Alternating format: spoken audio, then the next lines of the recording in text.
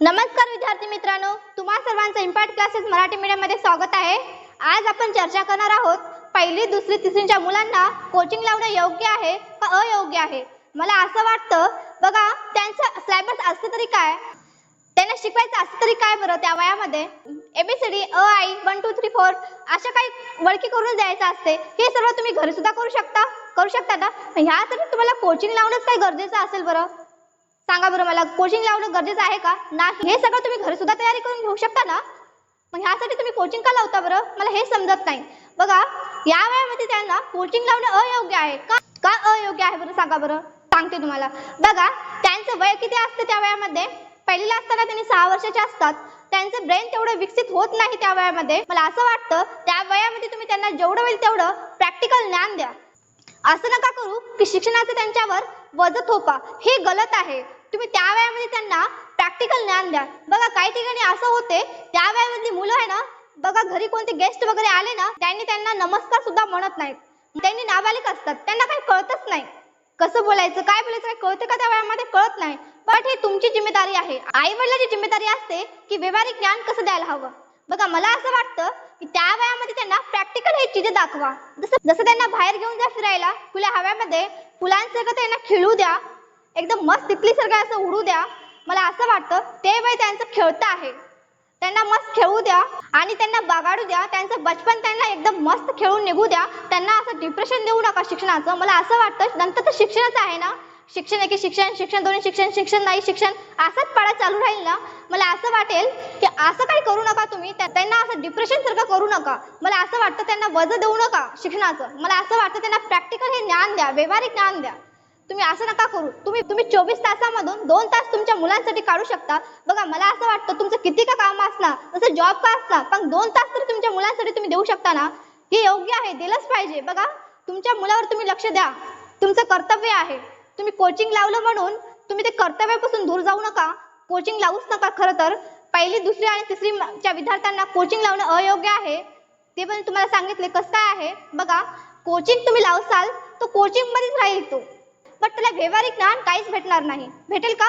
बघा, काही गेस्ट वगैरे घरी आलं तर काय करतात मुलं, नमस्ते सुद्धा म्हणत नाहीत।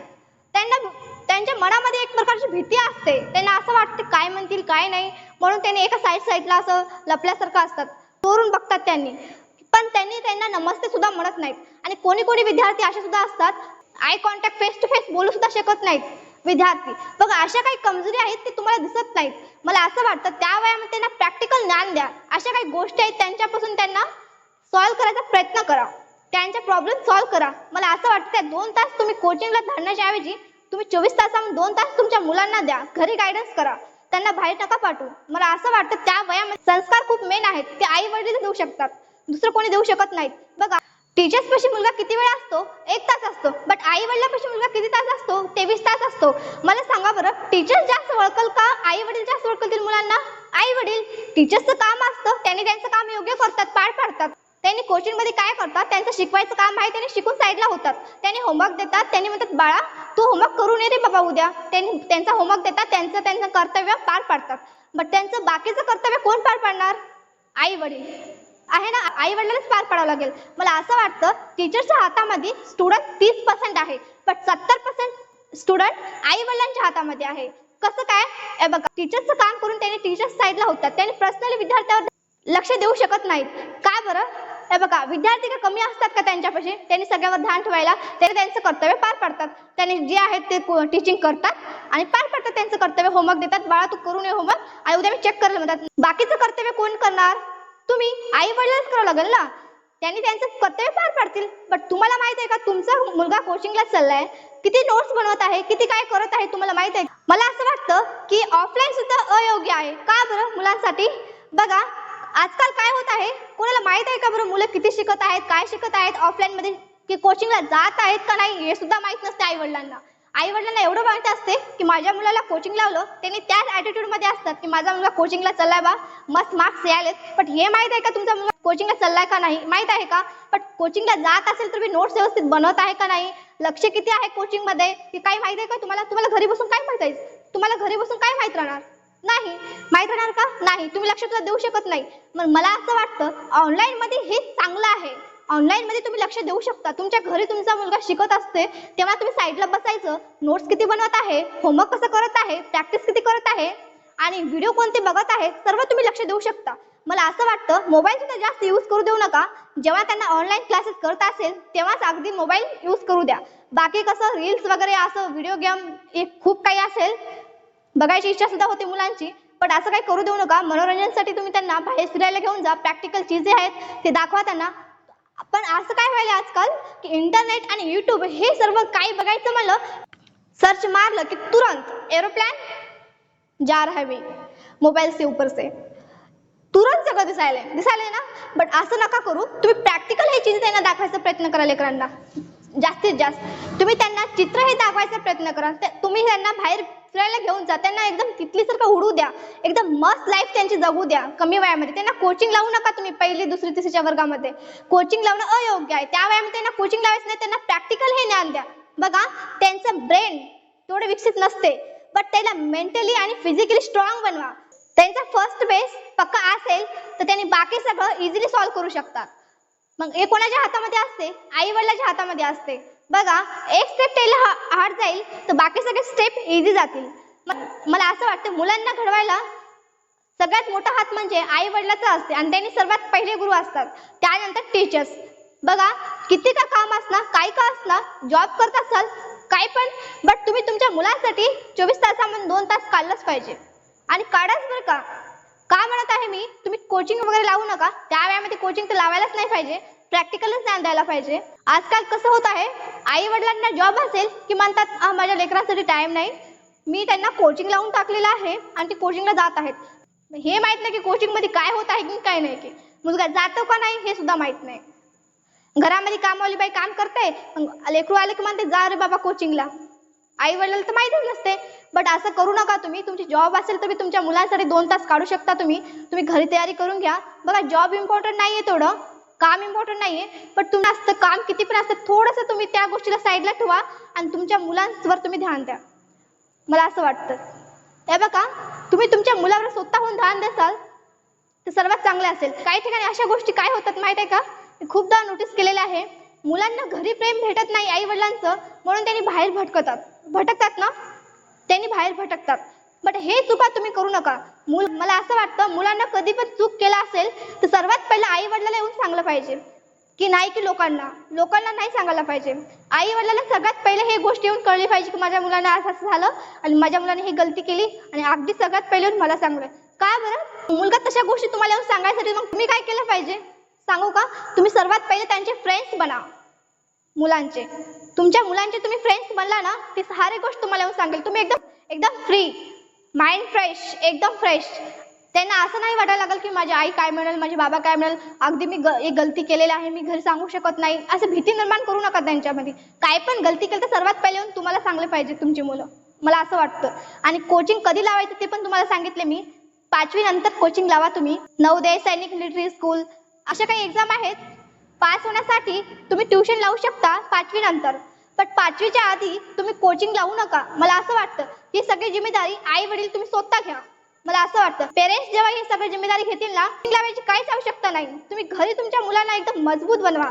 तुम्ही त्यांना गरिबीची जाणीव द्या. त्यांनी काही गोष्टी अशा करायला गेल्यात ना, त्यांना अगोदर वाटावं की माझ्या बाबांनी मला कसं सांगितलं होतं, कसं मोटिवेट केलं होतं. हर एका गलतीच्या पुढे त्यांनी गलती करू पण लागले ना, त्यांच्या आई वडिलांचा चेहरा त्यांच्या डोळ्याच्या पुढे दिसला पाहिजे की माझ्या आई वडिलांनी मला कसं शिकवलं. कोचिंग सुद्धा लावले नव्हते आणि स्वतः असं कलम घेऊन त्यांनी मला शिकवलं. संस्कार मला कसे दिलेले आहेत. त्यांनी कोणती पण गलती काय पण करायला गेलं तर सर्वात पहिले तुमचा चेहरा त्याच्या पुढे दिसला पाहिजे. मला असं वाटतं. यासाठी तुम्ही कोचिंग लावू नका. त्यांना व्यावहारिक ज्ञान द्या, त्यांना संस्कार द्या, त्यांना खेळू द्या, त्यांना बागाडू द्या. त्यांचं बचपन एकदम मस्त एन्जॉय करू द्या. या वयामध्ये त्यांना शिक्षणाचं असं बोज त्याच्यावर टाकू नका. एकदम मस्त लाईफ त्यांना जगू द्या. काही पॅरेंट्स कसे करतात बघा, एक्झाम असेल मुलांची, म्हणतात की माझ्या मुलांचा एक्झाम आहे आणि मी येऊ शकत नाही रे बाबा लग्नाला, कुठे लग्नाला जायचं असेल. आणि खूप ऐकली बरं का असं, म्हणून मी सांगत आहे. बघा काय म्हणतात, माझ्या मुलाचा एक्झाम आहे आणि मी येऊ शकत नाही म्हणतात. त्यांच्या सख्या बहिणीच्या मुलीचं सुद्धा लग्न असेल तर असं म्हणतात, अगं ताई मी येऊ शकत नाही, माझ्या मुलाचा एक्झाम आहे असं म्हणतात. ताई विचारेल तुझा मुलगा कितवीला आहे रे बाबा? LKG, UKG, first class. बरं मला सांगा, त्यावेळेला तुम्ही लग्न सुद्धा सोडून टाकायला तुमच्या मुलांचा एक्झाम एवढा इम्पॉर्टंट आहे का बरं? तुम्ही या वयामध्ये त्यांना बाहेरचे संस्कार या प्रॅक्टिकल हे चीज दाखवायच्या ऐवजी तुम्ही असं म्हणता की त्यांचा एक्झाम आहे मी येऊ शकत नाही, अशा तुम्ही गोष्टी करत आहात. मला एक सांगा, त्या वयामध्ये कोणी तुम्हाला नापास करेल का बरं? LKG UKG या फर्स्ट क्लासला कोणी नापास करते का? मी सांगते तुम्हाला, बघा 100 पैकी 99 मार्क्स सुद्धा आले तर कोणी तुम्हाला सरकार पद्मश्री पुरस्कार कोणी देणार आहे का? तुमच्या मुलांना पहिलीमध्ये 100 पैकी 99 मार्क्स आले तर सरकार तुम्हाला पद्मश्री पुरस्कार कोणी देणार आहे का? नाही. सगळ्यांना हेच मार्क्स येतील, कमी जास्त बट हेच मार्क्स येतील, नापास कोणी होणार नाही. बट तुमच्या लेकरांना एवढे डिप्रेशन कशासाठी? तुम्ही प्रॅक्टिकल ज्ञान द्या ना त्यांना. त्यांचे ब्रेन तेवढे विकसित नाही, तुम्ही डॉक्टरला सुद्धा विचारा, त्या वेळामध्ये त्यांना तेवढं अनुभव नसते. बट ते तुमच्या हातात घडायचं असते की त्या मुलांना कसं घडवायचं, कसं पुढे घेऊन जायचं. तुम्ही काय करा, हे बघा गरिबी तर सगळ्यांपाशी असते, पण गरिबीची जाणीव हे करून देणं खूप योग्य आहे मुलांना. त्यांना गरिबीची जाणीव करून दिलं मग त्यांनी काही अशा चुका करत नाहीत. त्यांना असं वाटतं की माझे आई वडील एवढ्या गरिबीमधून बाहेर आलेले आहेत आणि मी ह्या वाटेला जाऊ शकत नाही रे बाबा, असं त्यांना वाटावं स्वतःला. त्याला असं वाटायला पाहिजे, मजबूत पाया करून द्या त्यांना. बघा अगदी तुमच्या घरी काही नसेल खायला पण तरी बी तुमच्या मुलांना घडवा. तुम्ही काय पण करा, तुम्ही शेतात जा या मजुरी करा, काय पण करा, पण तुमच्या मुलांना हे शिक्षण शिकवा. मला असं वाटतं तुम्ही काय पण करा, या नोकर राहा, काय पण करा, कुठं पण जा, पण तुमच्या मुलांना हे अडाणी ठेवू नका. तुम्ही त्यांना मस्त एज्युकेशन द्या, मस्त त्यांना. आणि कोचिंग तर तुम्हाला सांगितलं मी कोचिंग कधी लावायचं, आता सांगितलं. कोचिंग लावायचं असेल तर 5वीच्या नंतर तुम्ही कोचिंग लावा. ऑल एक्झाम असतात, सैनिक मिलिटरी स्कूलचे एक्झाम असतील. तुम्हाला तर सांगितलंच मी, टीचर्सच्या हातामध्ये 30% मुलगा असते पण आईवडिलांच्या हातामध्ये 70% मुलगा असते ना. मग आईवडिलांच्या हातातच असते काय करायचं काय नाही. टीचर्स त्यांचं काम करून जातात योग्य पद्धतीनं, त्यांनी त्याचा होमवर्क देतात, प्रॅक्टिस करा म्हणून सांगतात, सगळं मोटिवेट बी करतील काही. बट काही सगळ्या गोष्टी बाकीच्या आहेत ना ते आई वडिलांनाच करावं लागेल. तुम्ही जेवढं होईल तेवढं तुम्ही स्वतः त्यांच्यावर लक्ष द्या.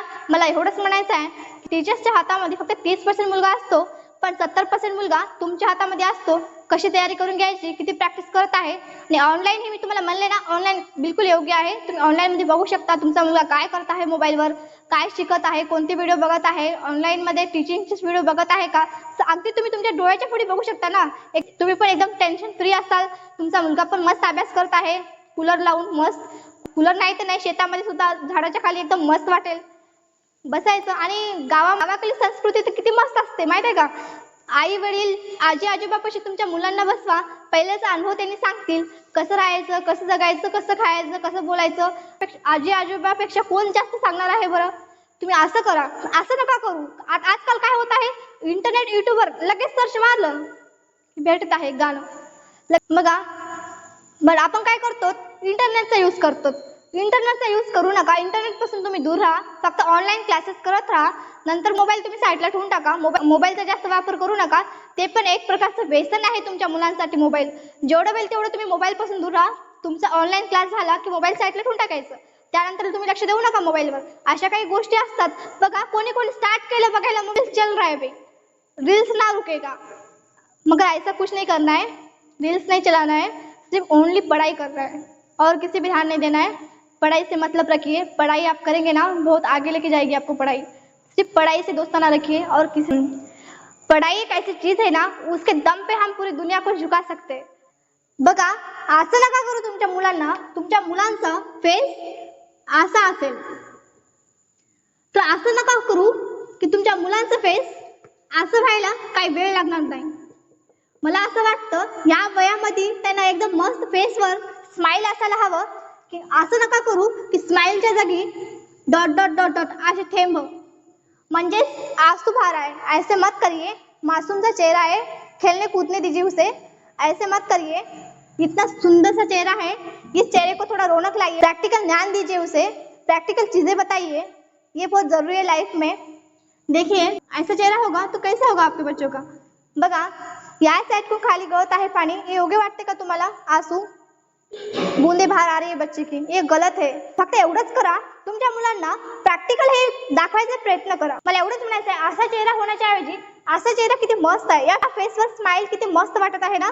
पण तुमच्या मुलांचा असा हाल होऊ नये. कोचिंग लावून कोचिंगचा बोर्ड सुद्धा घेऊन चलत आहे, व्यवहारिक ज्ञान काही माहित नाही. हे असं काही करू नका तुम्ही. त्यावेळी आम्ही जेवढं शक्यतो होईल तेवढं संस्कार द्यायचा प्रयत्न करा. प्रॅक्टिकल चीजे दाखवा त्यांना. त्यामधून त्यांना व्यावहारिक ज्ञान भेटायला हवं आणि फिजिकल आणि मेंटली स्ट्रॉंग असायला हवं. जेवढं मला समजत आहे तेवढं मी तुम्हाला व्हिडिओच्या माध्यमामधून तुमच्यापर्यंत पोहोचवण्याचा प्रयत्न केलेला आहे. तुमच्या हातामध्ये आहे तुमचा मुलगा योग्य करायचं की अयोग्य करायचं हे तुमच्यावर डिपेंड आहे. भेटूया आपण नेक्स्ट व्हिडिओमध्ये. बघा, ज्यांना गरज आहे त्यांना तुम्ही एक व्हिडिओ शेअर करू शकता आणि ज्यांना गरज नाही त्यांच्यापर्यंत पण सुद्धा तुम्ही व्हिडिओ पाठवू शकता. ही अगदी गरजेचं आहे. सगळ्यांनाच गरज आहे या व्हिडिओची. मला असं वाटतं ही गोष्ट सर्वांपर्यंत पोहोचलीच पाहिजे. मला असं वाटतं तुम्ही सगळेजण हे व्हिडिओ शेअर करणार 100%. चला भेटूया नेक्स्ट व्हिडिओमध्ये. काही चुकले असेल तर तुम्ही कमेंटमध्ये सांगू शकता आणि अगदी मी कसं बोललेलं आहे, योग्य बोललेलं आहे की अयोग्य बोललेलं आहे हे सुद्धा तुम्ही कमेंटमध्ये सांगू शकता. भेटूया आपण नेक्स्ट व्हिडिओमध्ये.